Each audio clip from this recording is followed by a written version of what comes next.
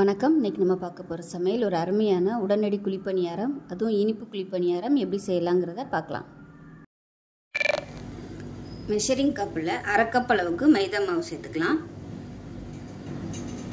1/4 கப்புக்கும் கொஞ்சம் கம்மியாக ரவை சேர்த்துக்கலாம். வறுத்த ரவை, வறுக்காதது எதுனாலும் சேர்த்துக்கலாம். இப்போ மெஷரிங் கப்பில் 1 கப் அளவுக்கு இட்லி மாவு சேர்த்துக்கலாம். புளிப்பு இல்லாத இட்லி மாவாக சேர்த்துக்கோங்க. இப்போ மெஷரிங் கப்பில் 1/4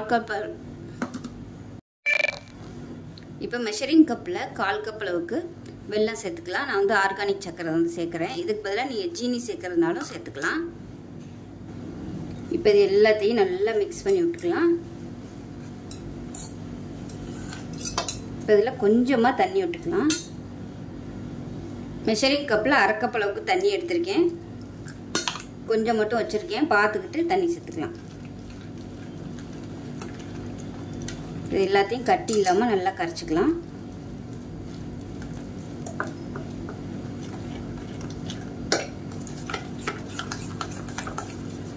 இப்போ மிச்சம் இருக்கிற தண்ணியும் ஊற்றிடுறேன்.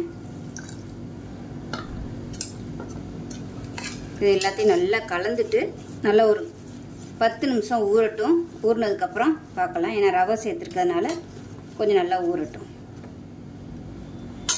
நல்லா ஒரு 10 நிமிஷம் ஊறிடுச்சு. இப்போ இதில் வந்து ஏலக்காயும் சுக்கும் பொடி பண்ணதை சேர்த்துக்கலாம். ஒரு 1/4 டீஸ்பூனுக்கும் கம்மியாக சேர்த்துக்கலாம். 2 சிட்டிகை அளவுக்கு உப்பு சேர்த்துக்கலாம். இது கூடவே பேக்கிங் சோடாவும் ஒரு 2 சிட்டிகை அளவுக்கு சேர்த்துக்கலாம். இது எல்லாத்தையும் நல்லா கலந்துக்கலாம். இப்போ இதில் ஒரு 2 ஸ்பூன் அளவுக்கு துருவன தேங்காய் சேர்த்துக்கலாம். இப்போ சோடா உப்பெல்லாம் போட்டு நல்லா எல்லாத்தையும் கலந்தாச்சு. இப்போ பணியாரக்கல் சூடாயிருச்சு. எல்லா குழியிலையும் நெய்யும் எண்ணெயும் கலந்து ஊற்றிருக்கேன். ஒரு 3/4 குழி அளவுக்கு ஊற்றிக்கலாம். மாவு ரொம்பவும் தண்ணியாக இருக்கக்கூடாது, ரொம்பவும் கெட்டியாக இருக்கக்கூடாது.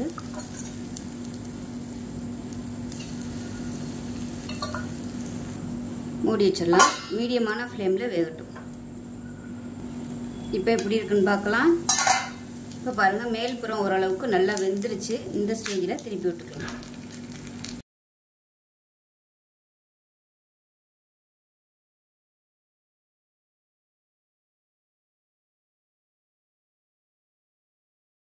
குழிப்பணியாரம் ரெடி ஆயிடுச்சு. இதில் 1/4 கப் அளவுக்கு சர்க்கரை சேர்த்துருக்கேன். இதுக்கு பதிலாக நீங்கள் அரை கப்பு வரைக்கும் கூட நீங்கள் சர்க்கரையோ ஜீனியோ சேர்த்துக்கலாம். ரொம்ப ஈஸியாக பண்ணிடலாம். நல்லா டேஸ்ட்டாகவும் இருக்கும். பசங்களுக்கு ஏதாவது ஸ்நாக்ஸ் செய்யணும்னு நினச்சிங்கன்னா இது மாதிரி டக்குன்னு செஞ்சு கொடுத்துடலாம். விரும்பி சாப்பிடுவாங்க. இதில் மைதா மாவுக்கு பதிலாக நீங்கள் கோதுமை மாவு கூட சேர்த்துக்கலாம். ஸோ அவ்வளோதான். இந்த வீடியோ பிடிச்சிச்சுன்னா லைக் பண்ணுங்கள், கமெண்ட் பண்ணுங்கள், சேனலை சப்ஸ்கிரைப் பண்ணுங்கள், பக்கத்தில் உள்ள பெல் பட்டனை ப்ரெஸ் பண்ணுங்கள். நன்றி.